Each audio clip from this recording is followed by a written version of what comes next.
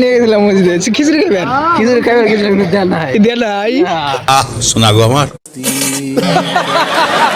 Hello guys, আজকে আবার চলে আসলাম ছোট্ট একটা মিনি ব্লগ নিয়ে। তো গাইস আজকের মিনি ব্লগটা হলো বেলা দুপুর হয়ে গেছে আর আমি এইমাত্র উঠলাম ঘুমে থেকে। আর ঘুমে থেকে উঠে হেরা মোবাইলটা হাতে নিয়ে হেরা দেখি 11টা বাজে। তাই আর বেশি দেরি না করে লাভ দিয়ে উঠে হেরা দাঁত ব্রাশ করলাম। দাঁত ব্রাশ ট্রাশ করে গাও চাও দিয়ে পাঞ্জাবি টাঞ্জাবি বিন্দা এখন বাড়াইছি মসজিদে যাবেন নিগে। আর রাস্তায় বাড়া হেরা দেখি একটা মানুষ নাই, কারণ দুপুর টাইম, তার জন্যই রাস্তায় মানুষ নাই। আর কেউ মসজিদেও যাইতেছে না, কারণ এখনো আজান দেয় নাই। আর আমি আজকে এত সকালে বাড়াইছি নামাজ পড়বার যাবেন নিগে। তার কারণ রাতে আমি নিয়ত করছিলাম যে আমি কালকে নামাজ পড়বার যাবো, তার জন্য আমি সবের আগে বাড়াইছি। আর গাইস মাইন্ডসে যে কয় নিজের নিয়ত ঠিক করো, এই কথাটা কিন্তু একদমই সত্য, কারণ আমি নিজের দিয়ে আজকে প্রমাণ পাইলাম। রাতে যদি আমি নিয়তটা না করতাম তাহলে হয়তো আমার নামাজের কথা মনেই থাকতো না। এই জন্যই বড় বড় মানুষে কয় নিজের নিয়ত আর মন ঠিক করো, আল্লাহ তোমার সব কামই ভালো করবো। আর এই কথাটা কিন্তু একদমই সত্য। তো গাইস ফাইনালি অল্প টাইম আইডা আসার পরে কিন্তু পাইয়া গেলাম আঙ্গুর মসজিদ। আর মসজিদের ভিতরে দেখেন মানুষ কিন্তু নাই, দুই একজন মানুষ আইছে। আর আজকে আমি এত সকালে আইছি আর আইসারে দেখি বাইসতে বারিন্দাটা ঝাড়ু দিয়া সাফা করতেছে, কারণ ভিতরে যদি মানুষের জায়গা না হয় বারিন্দায় কিন্তু বহুত মানুষ নামাজ পড়বো, তার জন্য বাইসতে বরিয়া করে সাফা করতেছে।